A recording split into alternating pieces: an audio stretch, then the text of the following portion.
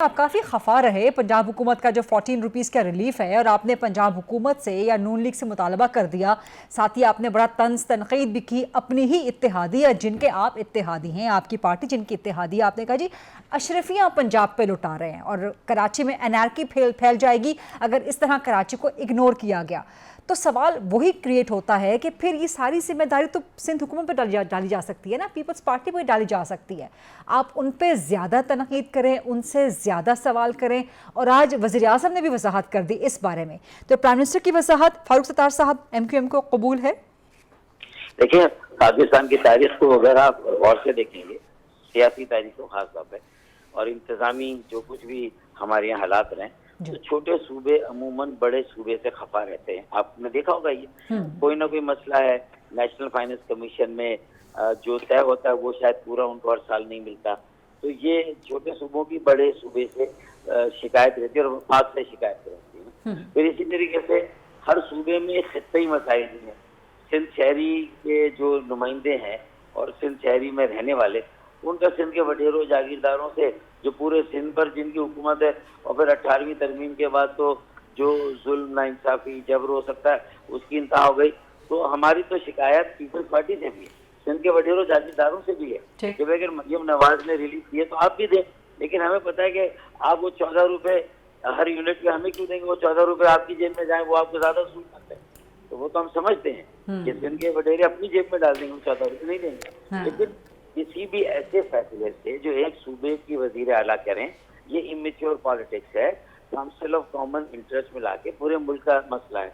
पूरे मुल्क में बिजली, महंगी तरीन बिजली, इसके खौफनाक बिलों की वजह से जो लोगों के इस वक्त मयार जिंदगी और हालात है ना, अब वो जिंदों में ना मुर्दों में है। और ये बगावत पर आमादा है, वो खुदकुशियों पर आमादा है और स्ट्रीट क्राइम में इजाफा हो रहा है। ये अनकरीब सारे मंजरनामे जो कराची के हैं वो पूरे मुल्क के बड़े शहरों में आपको मिल जाएंगे। तो मैं सिर्फ ये कह रहा हूँ कि जहाँ सूबों और सूबों के दरमियान इख्तलाफ हो सकता है, जहाँ एहसास महरूमी है, बहुत सारी चीज़ों की तकसीम मुनसिफाना नहीं है, तो ऐसे फैसले मुश्तरका तौर से किए जाते हैं।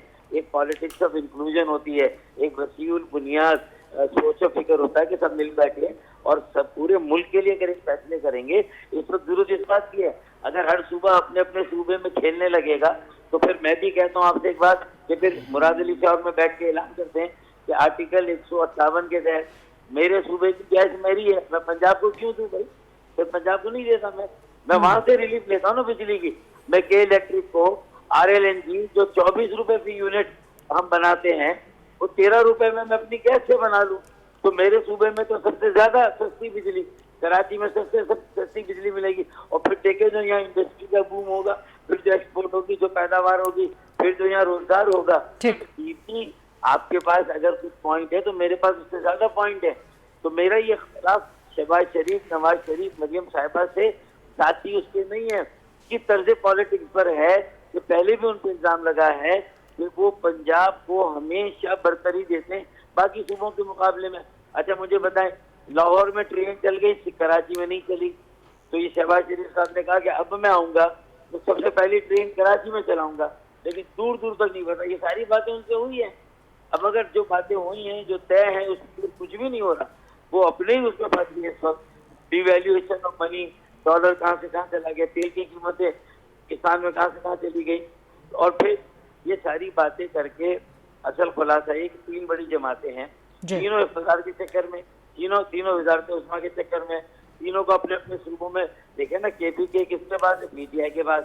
पंजाब किसके पास है? पीपल्स पार्टी के PMLN के पास।